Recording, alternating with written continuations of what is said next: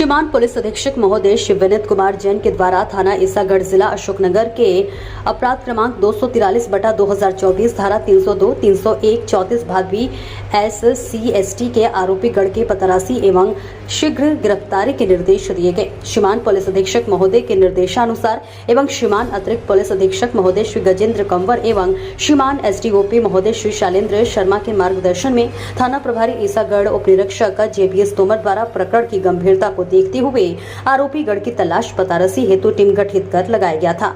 अशोकनगर जिले के अंतर्गत ईसागढ़ थाना अंतर्गत 2021 में युवक युवती की गला घोंटकर हत्या की गई थी, जिसको लेकर ईसागढ़ पुलिस जांच में जुटी हुई थी। मुखबिर की सूचना पर बताया जा रहा है कि इंदार थाना अंतर्गत ग्राम खतौरा के पास अज्ञात युवक युवती की लाश मिली थी, जिसकी थाना इंदार जिला शिवपुरी के द्वारा मर्ग कायम कर जांच में लिया गया है।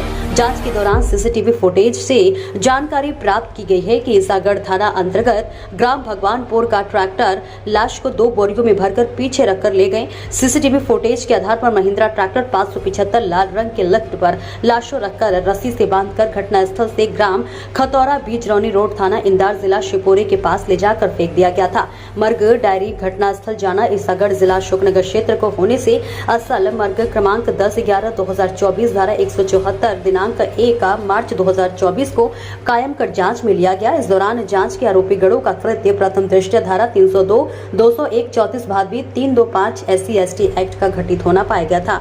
ईसागढ़ से उष्मा की आवाज की खास खबर। सर 2021 की हत्या का मामला खुलासा किया है, इसको लेकर आप क्या कहेंगे? ऐसा हुआ था 2021 में खतौरा बीजरौनी रोड पर अज्ञात के रूप में एक महिला एक पुरुष के शव मिले थे, जिसको इनार पुलिस ने वहाँ पर जाकर मौके पर जाकर उनके PM वगैरह कराए थे और उसकी जांच की थी। जांच के दौरान जो है उन्होंने ये पाया था कि यहाँ कुछ राहगीर निकल रहे थे, तो वो ये कह रहे थे कि जब हम शाम को निकले थे तब यहाँ लाशें नहीं थी, जब सुबह हम निकले तो यहाँ ये 2 लाशें मिली। तो सस्पेक्टेड मामला था और इंदार पुलिस द्वारा जो है मर्ग कायम करके जांच की गई थी। जांच में उन्होंने जो है मृतकों के PM बदरवास कराए थे जी। PM रिपोर्ट के बाद उन्होंने जो है जांच की तो उन्हें पता चला कि जो अज्ञात जो मृतक हैं उनमें जो है जो पुरुष है वो प्रहलाद पुत्र पीतम आदिवासी है और जो महिला है वो मानाबाई पुत्री पप्पू आदिवासी है। सर ये कैसे जांच में पाया गया कि उनको किससे जानकारी मिली? उसको इस तरह जानकारी मिली क्योंकि ये प्रहलाद आदिवासी था तो मानाबाई को भगा ले गया था जी। तो भोंती में केस रजिस्टर्ड 363 का कायम कराया था उन लोगों ने।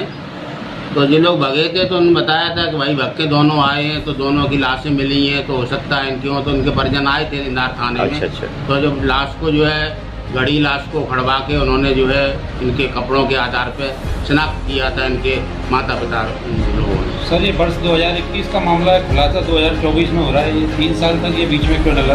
ये इंदार थाने में वर्ष 2022 तक तो शिनाख्त की हो पाई थी। ये डायरी ईसागढ़ थाने में कब आई थी? ईसागढ़ थाने में तो डायरी इंदार थाने ने जो है इसको घटना स्थल भगवानपुर का मान के तो भगवानपुर में घटना घटित हुई है और घटना घटित करने के बाद जो है महिंद्रा ट्रैक्टर से लाशों को रख के वहाँ फेंका गया है। ऐसा जब उन्होंने अपनी जांच में पाया तो जो अगस्त 23 में उन्होंने डायरी श्रीमान पुलिस अधीक्षक शिवपुरी के माध्यम से श्रीमान पुलिस अधीक्षक महोदय अशोकनगर के लिए भेजी थी अग्रिम जांच के लिए, क्योंकि घटनास्थल ईसागढ़ थाना क्षेत्र का था।